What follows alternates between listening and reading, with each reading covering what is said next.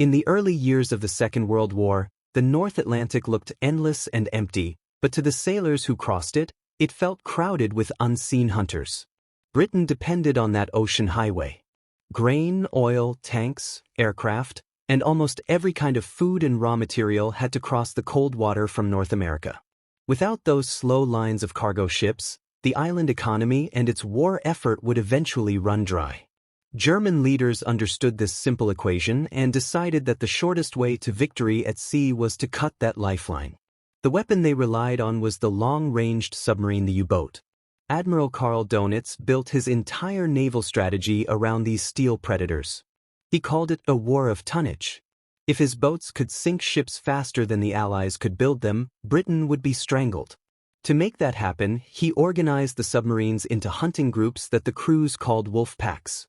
They waited spread out across the ocean, listening for the faint signals that betrayed a convoy, then gathered in numbers for a coordinated attack at night.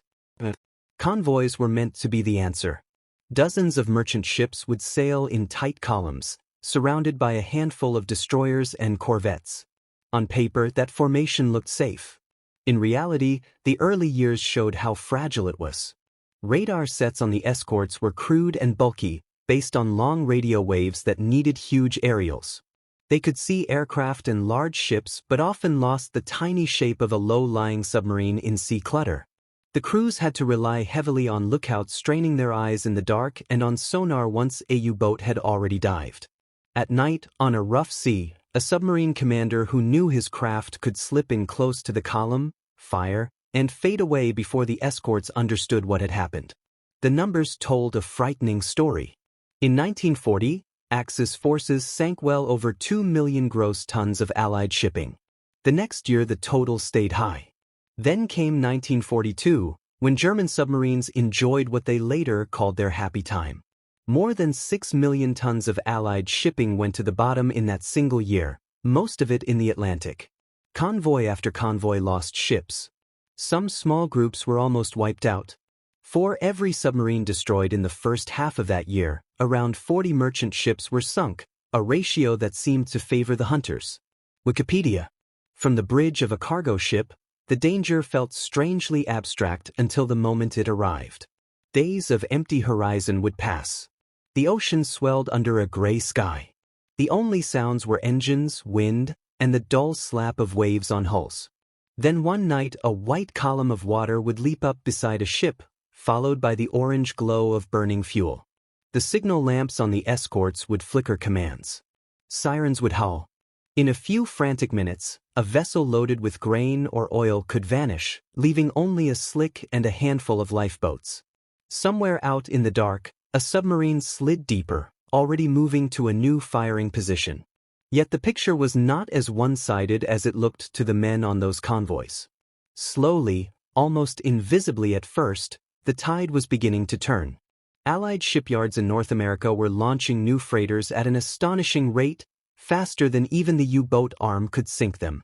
Escort forces grew. New tactics appeared, such as independent support groups that were free to leave a convoy and hunt a contact for hours or even days. In late 1942 and early 1943, losses among German submarines started to rise sharply, even as they continued to inflict heavy damage. Wikipedia +1. Out in the mid-ocean, though, there remained a deadly gap. Land-based aircraft could not yet patrol the whole distance between Newfoundland and Britain. Submarine commanders knew this and aimed for that stretch of water. There, beyond the reach of most patrol planes, wolf packs assembled in long patrol lines. When a single U-boat sighted a convoy, it shadowed the ships and broadcast reports, drawing in others from hundreds of kilometers away. Soon a dozen or more submarines might be closing in on one slow-moving cluster of freighters. In that airless strip of sea, long before any land came into view, the battle for the Atlantic seemed balanced on a knife edge. Far from the storm belts of the North Atlantic, another kind of struggle was taking place in warm, crowded rooms full of wires and glass valves. British scientists and engineers were wrestling with a problem that sounded almost abstract compared with torpedoes and depth charges. The early coastal radar network used long wavelengths measured in meters. That worked well for detecting aircraft over land, but the sets were huge and their beams were broad and imprecise. If shorter wavelengths could be used, beams could be made tighter and radar areals far smaller. Engineers wanted to push radar down into the centimeter range and to fit powerful sets inside aircraft that could fly far out over the ocean. Engineers at war. The key lay in a compact device called the cavity magnetron. In late 1939, two researchers, John Randall and Harry Boot at the University of Birmingham, produced a new version of this strange component. Instead of a large fragile tube, they designed a solid copper block drilled with resonant cavities, capable of generating intense microwave energy at around 10 centimeters wavelength. It was a quiet revolution. With that single advance, radar designers suddenly had access to short, powerful pulses that could be shaped into narrow beams, ideal for spotting small objects on the surface of the sea. W+1. At first, the impact of this work was visible only on chalkboards and oscilloscope screens. Prototype sets sat on workbenches, their aerials pointing at nearby buildings or at test targets in coastal waters. The people who tuned them were mostly unknown outside scientific circles. They did not command ships or submarines. They worked late into the night, watching traces crawl across green displays, adjusting voltages and recording careful notes. But the devices under their hands would soon travel far from the labs where they were born. By early 1943, long-range bombers and patrol aircraft of Coastal Command were beginning to receive new radar sets that owed their power to that small copper block. The official labels and model numbers meant little to the crews at first. What mattered was that these new eyes could pierce darkness and cloud, searching the ocean below for the low, thin shape of a U-boat on the surface. And almost no one on the German side yet understood that this was happening. Out on the gray ocean, the wolf packs were still forming. Convoys still burned. Dönitz still believed that with enough submarines he could force the Allies to their knees. But in the air above that same ocean, machines were taking off with something new hidden in their noses, something that did not shine or roar but would soon begin to tilt the odds. By early 1943, the North Atlantic looked much the same as it had before. The water was still dark and cold. The skies were still low and often full of rain or snow. Merchant ships still crawled along the convoy routes, bows lifting and falling through long gray swells. To the men aboard them, nothing obvious suggested that the balance of the battle was shifting. They saw the same signal flags, heard the same coded messages, watched the same dim shapes of escorts sliding back and forth on the horizon. Yet over those same waves something had changed in a way that no lookout could see. Far behind the lines, the small copper block of the new cavity magnetron had turned into a production item. Factories that once built domestic radios and household appliances now turned out the parts for an entirely different kind of machine. Long-range patrol aircraft that had once hunted with older, clumsier radar sets were being pulled into hangars, stripped of equipment, and refitted. In their noses and under their bellies, crews installed new boxes with unfamiliar labels and cables. Engineers checked waveguides and sealed covers. When the work was done, the aircraft looked almost exactly as they had before from the outside, but they carried something that gave them a new kind of sight. For the air crews of Coastal Command, life still revolved around long, monotonous flights over empty ocean. They lifted off from wind-swept airfields in western Britain, engines straining as heavy aircraft clawed their way into low cloud. Hours later, they would still be over water with nothing visible but the slow pattern of waves. On most patrols, they never saw a submarine at all. Yet with the new 10-centimeter radar sets, the empty view through the cockpit windows no longer told the whole story. In the dim interior of the fuselage, a radar operator sat hunched over a glowing screen, listening to the hum and click of his equipment, watching for tiny blips that meant something solid was interrupting the returning pulse. The difference lay in what those pulses could pick up. Older radar using long wavelengths had often lost small targets in the clutter of waves. A submarine on the surface at night, presenting only a thin line of hull and conning tower, could slip through that confusion. The new centimetric beam was tighter and cleaner. It could pick out that same low shape against the sea at many kilometers of range, even when the crew above could see nothing but black water. A U-boat recharging its batteries on the surface at night, believing itself hidden by darkness and distance, was no longer as safe as its commander thought. British planners understood that this advantage would only last as long as it remained invisible to the enemy. If German scientists realized that a new radar wavelength was in use, they might begin building detectors and countermeasures. So the 10-centimeter sets were treated as a closely guarded secret. Technical manuals were restricted. Crews were briefed about what they could and could not say. Reports that mentioned radar contacts used careful phrasing. Even within Allied forces, not everyone knew the details. The aim was to let the new equipment quietly bleed strength from the U-boat arm before it had any chance to respond. At sea, escort commanders began to notice that aircraft were suddenly finding more submarines. A patrol plane would call in a contact in the darkness, dive through cloud, and drop flares that turned night into ghostly white day above the waves. Bombs and depth charges would follow, spaced in a tight pattern around the last known position. Sometimes wreckage and oil would appear on the surface soon after. Other times there would be no sign at all, only a spreading patch of discolored water. Messages would later arrive confirming that another U-boat had failed to report in. From the German side, the pattern looked very different. Commanders had always known that being caught on the surface by an aircraft was dangerous. Anti-aircraft guns were mounted on many boats, but they were at best a last resort. The main defense remained early warning. Crews relied on lookouts and on radio receivers that listened for the signals from known Allied radar sets. These warning devices could pick up the approach of aircraft using older long-wave systems, giving a few precious minutes in which to crash dive. When a contact alarm sounded, the bridge would empty as men slid down the hatch. Valves would slam shut. The boat would angle down under full power, leaving the surface just as bombs or depth charges arrived. The 10-centimeter radar did not trigger those receivers. The waves it used slipped past the old detectors without a trace. Submarine captains began to report that aircraft were appearing out of nowhere, without warning, in conditions where they should have been able to spot them in time. Boats that had once made it through patrol lines unscathed were now being damaged or lost. In the control rooms of the U-boat headquarters in France, the steady flow of contact reports and attack claims was now joined by more and more messages about missing boats. Admiral Dönitz watched these figures with deep concern. His whole strategy rested on the idea that submarines were hard to find and harder to hit. That had been largely true during the happy time. Now, in early 1943, the number of boats at sea was higher than ever, yet the results were not improving in the way he had hoped.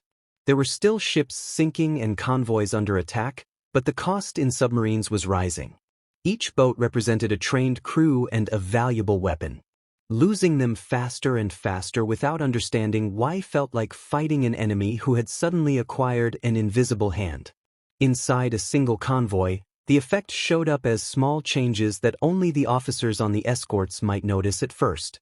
There were now more chances to call on aircraft support when a submarine was suspected nearby. Patrol planes could be guided toward possible contacts even at night, with an expectation that they might actually find something. Ships that had previously escaped after a brief sonar contact were now more often hunted for hours by a combination of surface ships and roving aircraft. The hunted animals in this ocean were no longer quite so free. Still, the convoys themselves remained vulnerable. Escorts were stretched thin. Weather could ground aircraft for days at a time. The mid-ocean gap where land-based planes could not normally reach still existed, even if the edges of that gap were now less safe for the U-boats. Submarine commanders adapted where they could. Some chose to submerge during the day and surface only for quick charges at night. Others altered their routes and timing based on experience and rumors. There were discussions among crews about strange new Allied tricks, but no clear picture of what exactly was happening. Behind locked doors in British intelligence offices, staff tried to keep that picture vague for as long as possible. When interrogators questioned captured submarine crews, they listened carefully for any hint that the 10-centimeter radar secret had leaked. Reports from resistance groups and from intercepted communications were examined for clues. So far the disguise seemed to be holding. Attacks and sinkings could be explained by many causes.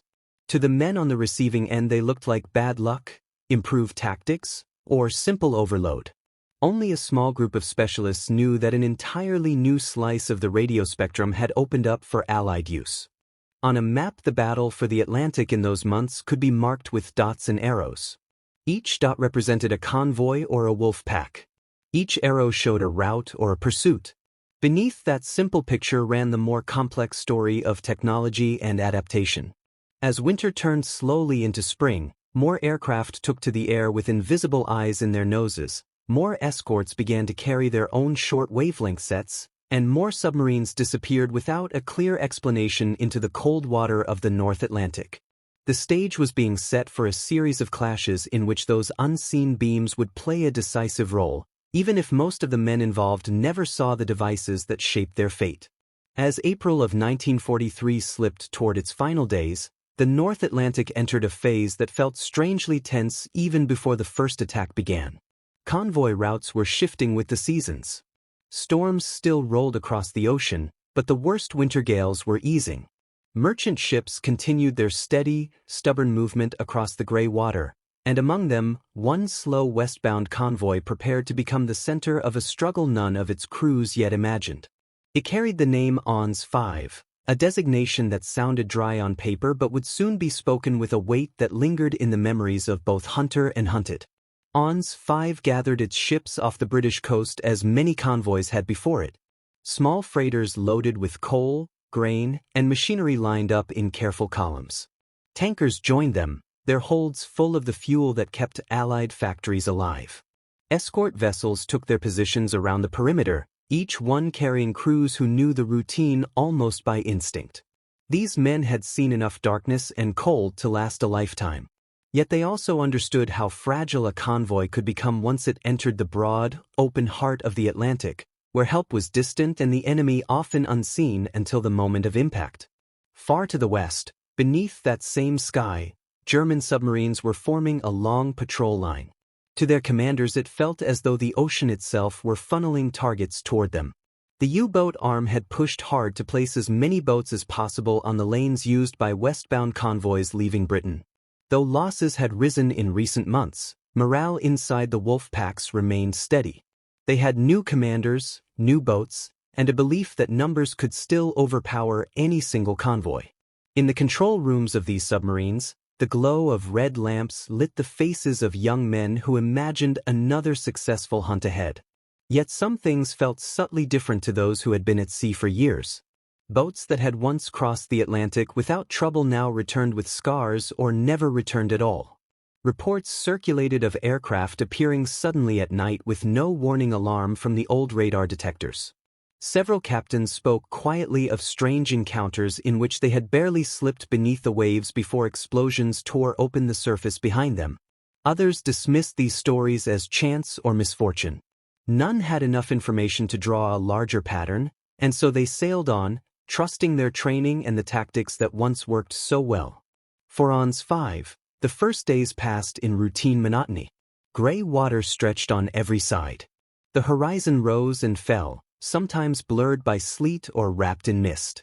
Watches rotated with practiced rhythm. Engine rooms throbbed with steady mechanical heartbeat.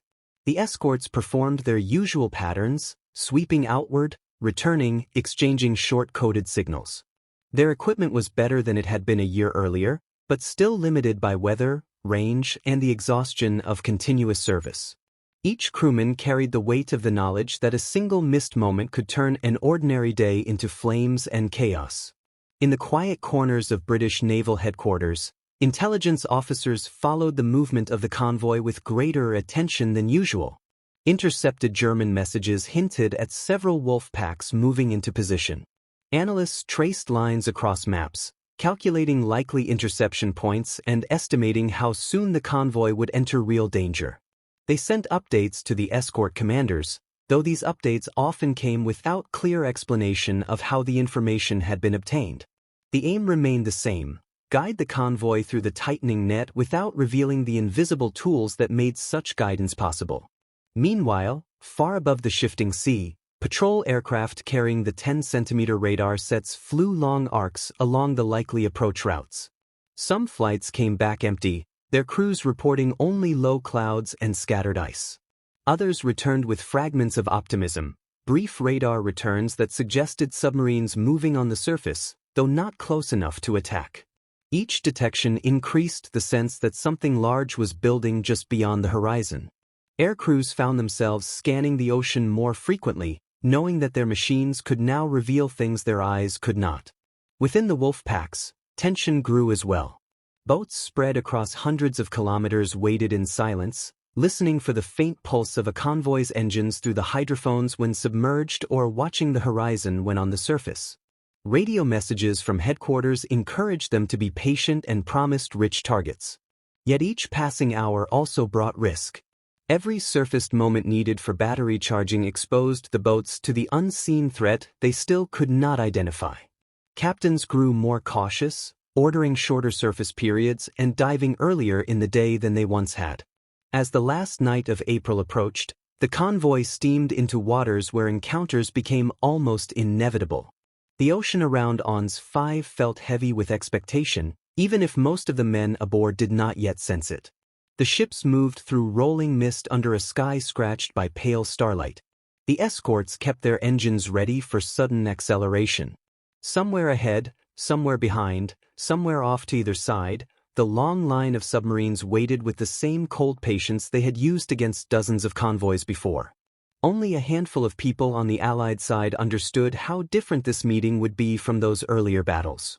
The combination of improved escorts, more aircraft, independent support groups, and the silent presence of the new radar created a shape of conflict the Germans had not yet fully grasped. The ocean was still wide, and the night was still dark, but ONS 5 was sailing directly toward a convergence of events that would test both sides in ways none of them had expected. The first contact would arrive soon, carried on a radio wave, a radar return, or a glimpse of shadow on the horizon. When it came, it would pull the convoy and the wolf packs into a struggle that stretched across days and covered hundreds of kilometers. The men aboard every ship and every submarine were about to be drawn into the defining clash of that spring, one that would reveal just how much the balance had begun to shift beneath the surface of the gray North Atlantic. When ONS 5 pushed deeper into the mid-ocean, the day that marked the beginning of its ordeal did not feel special at first. The sea was restless but not extreme, rolling under a low lid of cloud. Visibility shifted from hazy miles to smudged horizons as banks of mist drifted past. The ships of the convoy held their formations, engines grinding steadily westward. To the crews it was one more day in a long sequence of near-identical days, where nothing happened until suddenly everything did. The first hint of danger reached no human eye at all. Far out on the flank of the convoy's path, a German submarine rose cautiously to periscope depth and swept the horizon. The captain saw nothing but gray water and scattered whitecaps. Yet when he later surfaced to recharge batteries, the faint smear of smoke appeared, almost lost in the distant haze. He studied it through his optics until shapes suggested a tightly packed cluster of masts and funnels. He had found what the patrol line had been waiting for. The submarine did not rush in at once. Instead, as doctrine demanded, the captain sent a contact report back to headquarters, giving the position, course, and speed of the convoy. The message flashed through underwater cables and aerial masts, reaching the U-boat command posts on shore. Staff officers marked the sighting on their large sea charts, then signaled nearby boats. Orders went out for a shadowing operation. The first hunter would stay just close enough to keep contact, while others converged from many directions like wolves closing on a herd. From the point of view of ONS 5, this moment passed without a ripple. Nothing in the look of the sea or the feel of the wind hinted that a single periscope had picked them out. The escorts continued their patrol patterns, turning out from the convoy and then back in again, sweeping with sonar and scanning visually for periscopes or torpedo tracks. Their crews had been told that wolf packs were operating ahead, but such warnings were common. After years of constant threat, it was impossible to live at the highest pitch of tension all the time. In the air, one of the long-range patrol aircraft of Coastal Command was nearing the end of its sweep. The crew had spent hours staring at empty ocean, minds numbed by the monotony of cloud and gray water. In the gloom of the fuselage, the radar operator adjusted his controls and watched the circular trace on his screen. The new 10-centimeter set hummed steadily, sending out pulses that rippled down through the clouds to the sea and back again. Most of what it returned was meaningless clutter, patches of rain, wave crests, and the distant coast. Then a small, sharp echo appeared on the edge of his range. It was not large, but it was clear and separate from the noise around it. He checked his equipment, changed the gain, and saw the pip remain. Calling forward to the cockpit, he gave a bearing and approximate distance. The aircraft turned, engines note shifting as it banked. As it rolled out onto the new heading, the echo strengthened. Whatever lay below was on the surface and solid, a thin shape that the human eye might not yet see through the murk. Minutes later, the aircraft broke through a lower layer of cloud and the crew finally saw the target. A single U-boat on the surface, running its diesels and pushing through the swell. The submarine's lookouts were scanning the sky and water, but no warning receiver had sounded an alarm. The captain believed he had time to recharge before any Allied aircraft could find him. Now, as the patrol plane descended, that calculation proved wrong. Flares burst into light, staining the low cloud with ghostly brightness. Bombs and depth charges fell in a carefully planned pattern around the diving boat. The exact fate of that submarine would remain uncertain, as many such encounters did. Some wreckage and oil often appeared after such attacks, but confirmation could take weeks or never come at all. What mattered in the immediate struggle was that the contact between the Wolfpack and ONS 5 had been shaken. The boat that had first sighted the convoy was now damaged or destroyed. Yet the contact report it had already sent was enough to draw others toward the area. Back in German headquarters, the first signals about the attack began to arrive. The pattern was familiar. A U-boat reported a convoy. Later, a broken message suggested it had been attacked by aircraft. Then silence followed. Staff officers logged the loss as probable, pending final confirmation. They did not yet see this as anything more than another example of growing Allied air power. The deeper significance, that aircraft equipped with unseen radar were now stripping away the nighttime safety of surface running, was still hidden from them. For the convoy, another day passed under heavy weather. The ocean around ONS 5 grew more confused as the wind rose and waves began slapping harder against hulls.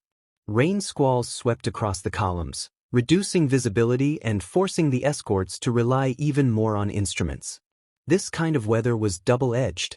It could make it harder for submarines to aim torpedoes or keep station, but it also masked their movements and hindered aircraft. Inside the rolling escort ships, radar operators fought nausea and fatigue as they watched their own screens for signs of trouble. Intelligence reports filtered to the senior escort officer, indicating that several submarines were now likely in the vicinity. The precise number remained unclear, but the picture of a large pack forming was undeniable. He adjusted the convoy's course slightly, trying to thread between reported positions. At the same time, he requested reinforcement from an independent support group, one of the new tactical tools the Allies had developed. These groups, made up of additional escorts, could leave their assigned convoys to hunt contacts aggressively without leaving any single convoy uncovered for long. Out in the mist and spray, the submarines that had received the first contact signal were struggling with the same weather as the ships they hunted. On the surface, their low freeboard meant that waves crashed regularly over the bow, sending sheets of water along the deck. Lookouts clung to the bridge railings, faces stung by cold wind, eyes searching for silhouettes of masts or funnels against the murky sky. When the seas grew too rough or aircraft were suspected nearby, the captains ordered dives, switching to the slower world of submerged travel where sound through hydrophones became their main link to the outside. As April turned toward May, the pattern of brief contacts and sudden disappearances continued. A submarine might glimpse the convoy's smoke or hear its propellers faintly, then be forced under by the threat of aircraft or poor visibility. An escort might catch a fleeting sonar contact and drop a pattern of depth charges, only to emerge with no clear result. Both sides were groping for advantage in an environment where weather, technology, and chance mixed constantly. Each new report, each attack, each disappearance added to a growing pressure that could be felt in the plotting rooms ashore and in the mess decks at sea. By the time ONS 5 approached the central stretch of the mid-ocean gap, the outlines of a larger battle were starting to form. The convoy had already been brushed by the unseen edges of a wolf pack, and the pack had already felt the bite of unseen Allied eyes from the sky.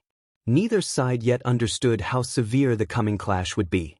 The ships continued on their westward track, exhaust streaming into the damp air, while beneath and around them, steel hulls and listening ears maneuvered into place. The storm that had been gathering in charts and dispatches was about to break in the most violent way the North Atlantic could offer. In the last days of April and the first days of May 1943, the battle around ONS 5 stopped being an abstract pattern on charts and became a grinding test of endurance. What had begun as scattered contacts slowly thickened into continuous pressure. The convoy had sailed into the reach of two large wolf packs that German command shifted and reshaped in response to every report, trying to turn a chance encounter into a decisive blow. The ocean around the ships no longer felt merely wide and indifferent. It felt watched. The first heavy night attacks came in bursts, not as a single dramatic charge. A submarine would edge in on the surface ahead of the convoy, using darkness and poor visibility to mask its approach. Once in position, it would dive to periscope depth and wait, listening to the rising throb of engines and watching dim shapes begin to pass through the thin circle of its optics. Torpedoes slid from their tubes and spread out toward the packed columns of merchant ships. Minutes later, steel plates deep in a hull might shudder to an unseen impact, followed by a blooming roar of water and flame. Inside the convoy, this did not feel like a neat tactical diagram. It arrived as sudden violence at the edge of perception. One moment the most visible change would be a brief flicker in the distance where a mast light vanished as spray covered it. The next moment a column of water and fire climbed into the air and the low shape of a freighter sagged out of line, bow or stern disappearing. Men on neighboring ships watched as silhouettes that had been familiar for days twisted into strange angles, then slipped behind veils of steam and smoke. The escorts rushed toward the point of impact, leaving temporary gaps in the protective ring. The escorts fought back with a ferocity born from long practice and recent lessons. Destroyers and corvettes raced toward suspected firing positions, their own radar sets searching the surface for a glimpse of a conning tower or a fleeting echo of a low hull. Once a contact appeared, whether on radar or sonar, the small ships turned into the attack, dropping patterns of depth charges in carefully planned spreads. The sea around the invisible submarine exploded into columns of white water, then settled into a churned, foaming patch that might hide wreckage or nothing at all. Crews listened for the dull underwater thuds that suggested a hit and for any sound that might mean the enemy was slipping away. Weather turned the struggle into something more than a contest of devices. Gale force winds blew in, breaking the convoy's neat lines. Ships labored in the heavy seas, some falling behind and becoming stragglers that made easier prey for patient submarines. Icebergs appeared on the edges of vision, forcing course changes that complicated any tidy plan of defense or attack. Spray constantly swept over escort decks, soaking watchmen and freezing against metal fittings. Radar screens flickered with clutter from rain and breaking waves. In that confusion, both sides needed nerve simply to stick to their roles. In German headquarters on the coast of France, Admiral Dönitz received a steady stream of reports that suggested a major success might be within reach. Dozens of boats were in contact with or converging on ONS 5. Ships were being listed as sunk. Captains spoke of firing spreads of torpedoes into the thick of the convoy. For a commander whose whole strategy rested on breaking the Allied lifeline, this looked at first like the kind of battle that might restore the sense that the U-boat arm was still the sharpest instrument in German naval power. Yet each optimistic signal was accompanied by more worrying lines about boats damaged, forced to break off attacks, or failing to report at all. Among the submarines at sea, experienced captains tried to read the changing character of the fight. Men like Werner Heinke, who had gained reputations as successful U-boat leaders on other convoy routes, had long relied on surprise, night surface attacks, and careful use of the known limits of Allied radar and aircraft. Now, stories reached them through coded messages and later through word of mouth that boats in the ONS 5 area were being caught on the surface with unnatural suddenness, that depth charge attacks were growing more precise, and that support groups of escorts were arriving faster than before. The pattern did not match the happy times earlier in the war. Overhead, aircraft equipped with the 10-centimeter radar sets ran patrols that increasingly overlapped with the convoy's most dangerous sectors. On some days the weather kept them grounded or forced them to fly by dead reckoning above unbroken cloud. On others, gaps opened in the sky and allowed them to work. Each time one of these machines swept its narrow beam across the ocean and picked up the thin echo of a surfaced U-boat, it had the chance to disrupt an entire sequence of planned attacks.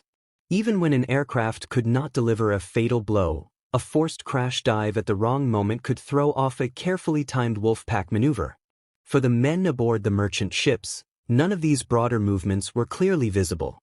They lived the battle in fragments of experience. A distant ship vanished and rumors spread that it had been hit. An escort surged past with siren wailing and guns manned, disappearing into darkness in pursuit of some unseen target. Waves grew steeper and colder, and sleep came in short snatches between alarms. Lifeboats swung out on their davits, ready to launch at a moment's notice. Every slam of a wave against the hull could send a flicker of fear through the mind of a sailor who felt it as a possible explosion. On the escorts, officers tried to hold all these threads together. They had to steer the convoy around confirmed and suspected submarine positions, coordinate with arriving support groups, and manage fuel and ammunition in weather that punished every extra turn of speed. They were also beginning to trust their new tools.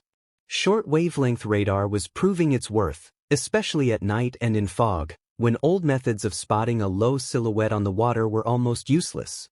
In the cramped operations rooms of these ships, men bent over plot tables where tiny symbols tracked ships, submarines, and aircraft in a shifting web of movement. By the time the calendar turned fully to May, ONS 5 had become more than just one convoy among many. It had turned into a focal point where all the hidden adjustments of the previous months came into play. The convoy had lost ships, and more would be lost before it reached safer waters. The attacking submarines had taken damage and casualties that would have been unthinkable in earlier years. Yet neither side was finished. Ahead of the convoy lay the fog banks near the Grand Banks of Newfoundland, where warm and cold currents met and visibility could collapse to almost nothing. Into that murk, ships and submarines were now steering, each side hoping that whatever advantages it carried would be enough to see it through the next and most brutal phase of the struggle. When ONS 5 neared the waters south of Greenland and east of Newfoundland at the start of May, the weather turned from violent to strangely muffled. The hard gales that had scattered spray across decks gave way to dense fog that rolled in heavy banks across the sea. Visibility collapsed from miles to a few ship lengths. Shapes that had been solid and familiar for days became pale ghosts that slid in and out of the whiteness. Sound carried oddly. A whistle or engine note seemed to arrive from nowhere and fade almost at once. In that thick gray air, every ship felt alone even while surrounded.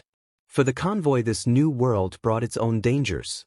The neat columns that had already been shaken by storms now struggled to hold together when even the nearest neighbor was just a smudge in the mist. Escort vessels blew short blasts on their whistles and signaled by lamp at close range when possible, but much of the coordination now relied on instruments. Compasses, clocks, radar sets, and dead reckoning had to replace the simple act of watching another hull on the horizon. A single error in speed or heading could send a ship drifting out of line and into the path of another. To the submarines surrounding the convoy, fog offered both opportunity and confusion. On the surface, a low gray hull became almost invisible at any distance. Lookouts could stand on the bridge of a U-boat and see nothing beyond a wall of swirling vapor. That made it easier to approach the convoy without being seen, but it also meant that any ship or escort might suddenly appear almost on top of them.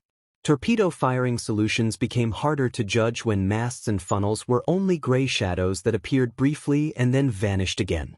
In the control rooms of the U-boats, captains peered at their plotting tables, trying to make sense of muffled propeller sounds and uncertain bearings. The escorts began to lean even more heavily on their short-wavelength radar. On their displays, the fog did not exist. Instead, the convoy appeared as clusters of bright echoes, each representing a hull pushing through the water. Beyond that cluster, any solitary pip could mean a submarine on the surface trying to slip into firing position.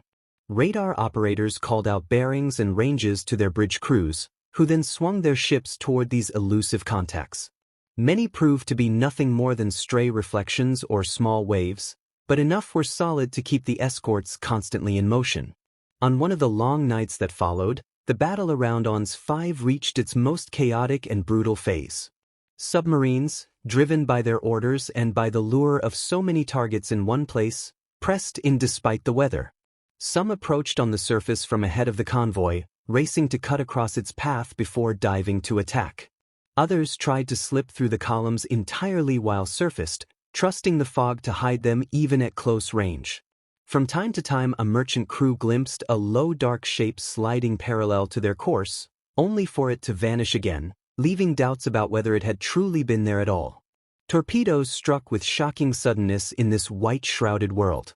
One moment a ship would be just another moving patch of gray. The next, an orange flash lit the fog from within and a dull roar rolled over the water. Men on nearby vessels could not see the full outline of the disaster.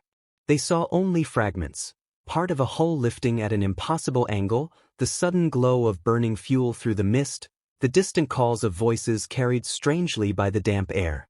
Some ships broke in two and sank so quickly that there was barely time to launch boats or rafts. Yet the submarines that fired these torpedoes paid a rising price for every successful hit. Each attack revealed their approximate position, drawing the escorts in like hounds following a scent. Guided by radar and sonar, the warships swarmed toward any suspected firing point. Depth charges thundered into the water in dense patterns, throwing up columns that briefly cleared the fog before it closed again. The concussions rolled through the hulls of both hunter and hunted.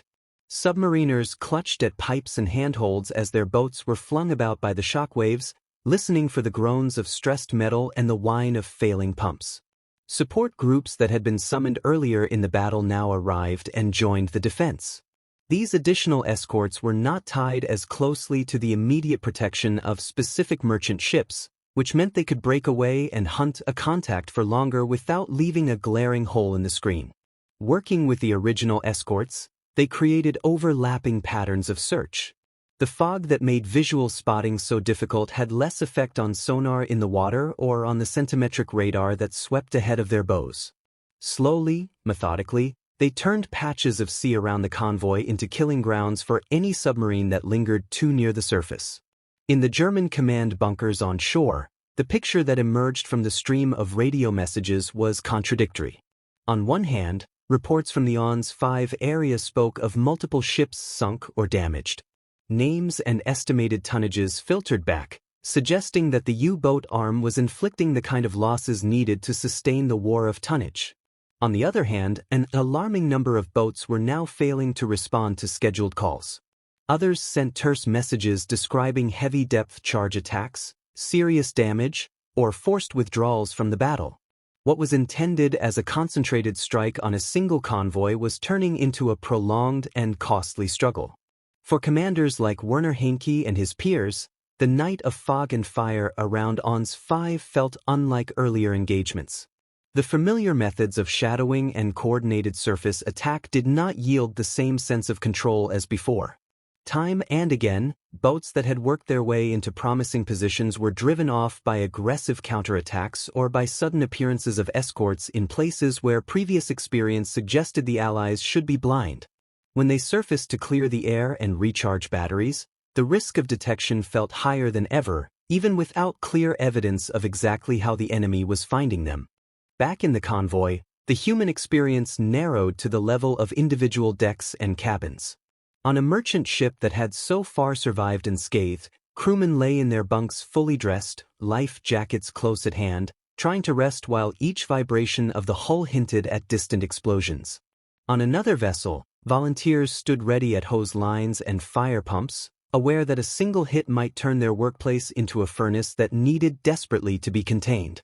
On the escorts, ratings stumbled up and down ladders as watches changed, faces lined with salt and exhaustion, ears ringing from the constant slam of depth charge patterns. The fog hid much of the visual horror but amplified the feeling that destruction was close and unpredictable. A man on one ship might know only that something terrible had happened when the faint glow of a companion's navigation light suddenly vanished and did not return. Only many hours later, if at all, would more accurate figures begin to circulate about how many vessels had been lost and how many men had escaped. In that immediate moment, the battle existed as a series of shocks, alarms, and partial impressions strung together by fatigue. Above this dim world, when weather permitted, aircraft continued to play their part. Their new radar gave them a chance to pick out U-boats that dared to run on the surface even in fog, spotting the thin line of a hull before any lookout below could see the aircraft. Sometimes the patrol planes arrived too late to prevent an attack, but often they could at least force the submarine down, breaking its contact with the convoy and buying precious time. Each such intervention added a layer of strain to crews already pushed hard by the demands of continuous operations. By the time the worst of the fog began to thin, the battle around Ons 5 had lasted for days. The convoy had been bitten repeatedly, leaving wrecks and oil streaks behind on the Gray Sea. Yet it had not been broken. A substantial core of ships still pushed on toward the west, clustered tightly around their battered escorts. The wolf packs had inflicted damage, but in doing so they had suffered losses that were becoming impossible for German command to ignore. The Night of Lost Shapes had shown that the mid-ocean was no longer the hunting ground it once had been. Even so, the struggle was not yet finished. Decisions taken far from the spray-swept decks and cramped control rooms were about to shape the final stage of the encounter. In offices where charts covered the walls and phones rang regularly with new reports, admirals and planners weighed the figures from Ons 5 and from other convoys under attack in the same period. Out on the water, ships and submarines continued their courses, unaware that the outcome of this calculation would mark a turning point in how the war beneath the waves would be fought from that month onward.